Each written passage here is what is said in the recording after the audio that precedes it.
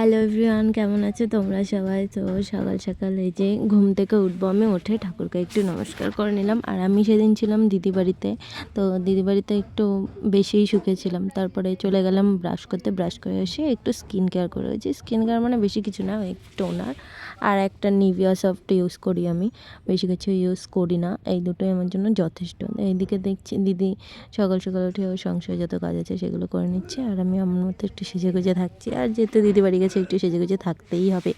দেন দিদি দিয়ে দিল আমার টিফিন, সকালের রুটি আর আলু, আর এটা কী জানো কি একটা যাই হোক তাই দিল, দিয়ে খেয়ে নিলাম। খাওয়ার পরে দিদি বললো একটু চিকেন রান্না করতে, আজকে জিজু আমার হাতে চিকেন খাবে, তো আমি একটু চিকেন রান্না করে নিলাম।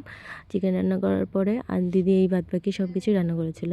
সব কিছু খাওয়ার পরে এবার আমার আর এক জামাইবাবু বলেছে ঘুরতে নিয়ে যাবে, তো জামাইবাবু চলে এসেছে আর আমি রেডি হয়ে জামাইবাবুর সাথে চলেও আসলাম ঘুরতে যাওয়ার জন্য। একটু বাজারে যাব, দেন ওই জামাইবাবুর বাড়ি যাব, তারপর বাড়ি চলে আসবো। তারপর নিয়ে যাওয়ার পর জামাইবাবু জানে আমি মোমো খেতে খুব পছন্দ করি, তারপর মোমো খেলাম। কিন্তু এই মোমোটা একদম বিচ্ছিরি ছিল, একদম বিচ্ছিরি, এরকম মোমো আমি কোথাও খাইনি। তো মুখের আমার এক্সপ্রেশন দেখেই তোমরা বুঝতে পারবে যে মোমোটা আমার কেমন লেগেছে।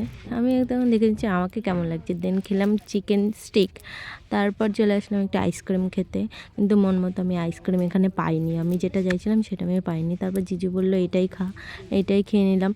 তারপর এই জিজুদের বাড়ি যাওয়ার সময় এই সুন্দর একটা রাস্তা, এত সুন্দর রাস্তা কি বলবো, দুপাশে আমি শুধু ভাবছিলাম একটু আরেকটু লাইট থাকতে থাকতে যদি আসতাম তাহলে আর একটু ভালো ভিডিও করতে পারতাম। জিজু বলছে যে দেখ আমার রাস্তা, আমাদের বাড়ি যাওয়ার রাস্তা কত সুন্দর, তাই না? আমি বললাম হ্যাঁ সত্যিই সুন্দর।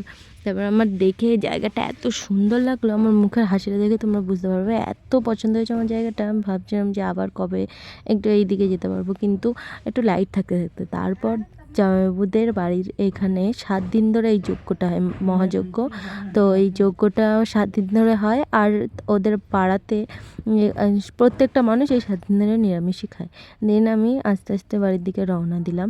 দেন বাড়ি এসে দেখি জামাইবাবু ফুচকা নিয়ে এসে, তো আমার পেটে জায়গা ছিল না বলে আমি আর খাইনি, আর সবাই খেয়েছিল। ভিডিওটা ভালো লাগলে লাইক করে দেবে, টাটা।